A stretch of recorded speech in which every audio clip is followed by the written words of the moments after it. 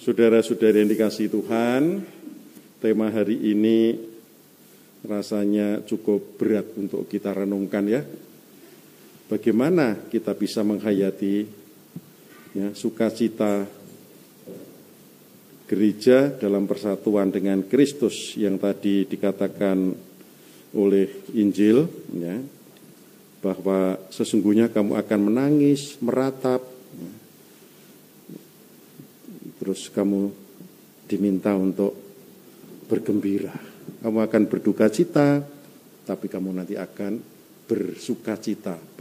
Bayangkan, meratip, menangis, mana ada kegembiraan ya. Terus duka cita disuruh bersuka cita. Kita sedang berduka cita. Kita itu kalau melihat orang yang sedang kehilangan keluarga, lalu sedang ada di tempat, ya mungkin tempat disemayamkan keluarga yang dipanggil Tuhan. Ya, di situ wajah semua keluarga yang menyayangi wajah-wajah sedih, wajah kehilangan senyum, kehilangan kegembiraan, apalagi orang tua atau keluarga ada yang dicintainya dipanggil Tuhan. Apakah kita mampu untuk menghadirkan sukacita, kegembiraan saat peristiwa-peristiwa itu? Tentu sangat berat. Ya, sangat berat. Bahkan kalau kita ada orang yang tahu selfie-selfie di depan almarhum peti jenazah lalu senyum-senyum dengan gembira, kita itu malah ini kok enggak peka, enggak empati, enggak simpati, enggak merasakan duka cita. Ya, kita malah itu ya tidak senang dengan orang yang tidak merasakan duka cita, orang yang sedang bersusah itu ya. Nah, hal-hal seperti ini kita diajari oleh Yesus bagaimana menghadapinya. Supaya duka cita, kesedihan, penderitaan itu tidak memisahkan kita dengan kegembiraan yang akan kita terima. Ternyata hari ini Yesus memberikan kuncinya di novena pertama ini. Kemarin, ya, hari raya kenaikan Tuhan, para murid itu ya, ditinggal Yesus itu memandang saja. Ya. Lalu ada yang bersujud. Ya. Tidak ada kesusahan. Malah mereka setelah itu memuliakan Tuhan dengan hati gembira, dengan hati sukacita. Padahal ditinggalkan Tuhan. Kita ditinggalkan orang yang kita kasih aja kita duka cita. Ini ditinggalkan Yesus. Karena apa? Yesus sudah memberikan sebuah pegangan bahwa aku akan memberi kamu roh penghibur. Roh penghibur ini adalah Roh Kudus. Roh Kudus ini yang akan menyertai kalian semua. Seandainya saya pergi, nanti saya akan kembali. Yang penting sekarang kamu mewartakan ya, warta tentang pertobatan dan pengampunan. Ini harus kamu wartakan. Kamu adalah saksi-saksiku semuanya. Itu kata Yesus kepada murid-muridnya.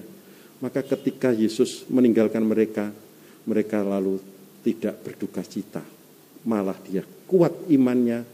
Malah mereka menjadi utusan-utusan Tuhan yang berani. Karena apa? Ada perubahan hidup.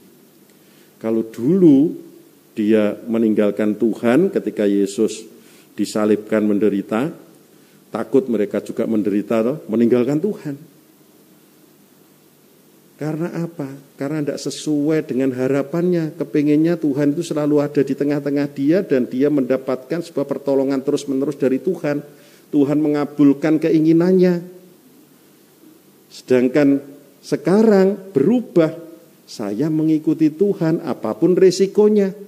Maka dia mengarahkan hidupnya kepada Yesus.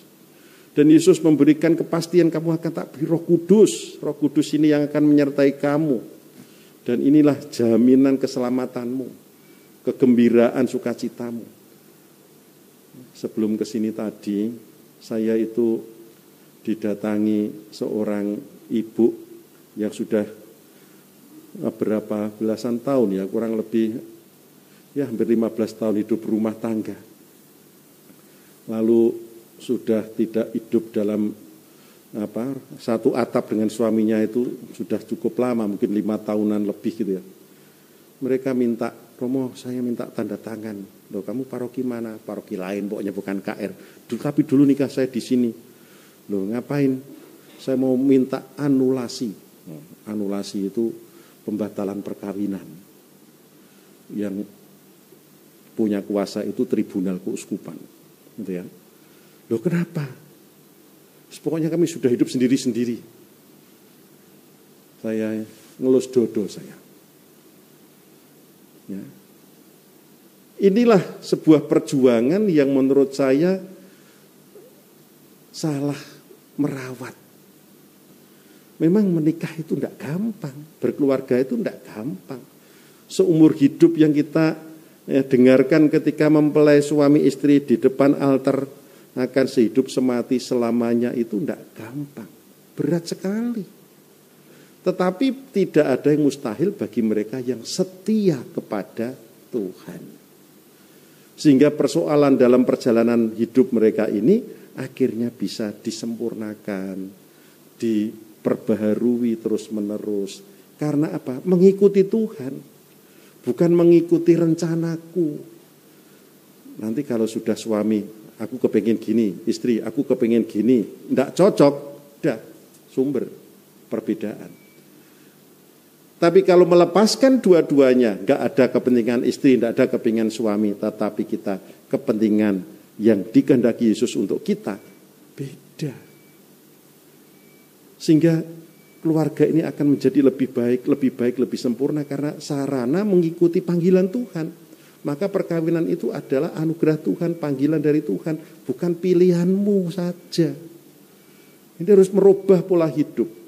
Kalau fokus kita pada Yesus, kita setia kepada iman kepada Tuhan Yesus, Roh Kudus akan memberi kekuatan kepada kita dan duka cita kita akan dirubah menjadi sukacita. Karena bersatu dengan Yesus selamanya, bersama dengan Yesus selamanya. Paulus kuat ditolak oleh tadi Galio dan beberapa orang Yahudi yang tidak menjadi pengikut Yesus, ditentang. Mengapa Paulus kuat tetap bermisi, tetap mewartakan Injil? Karena Paulus kuat imannya mengikuti Yesus.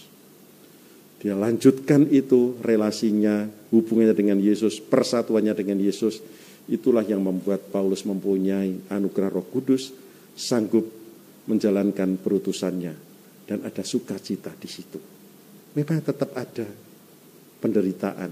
Tetapi kesatuan dengan Tuhan Yesus itulah yang memberi anugerah, kegembiraan, sukacita.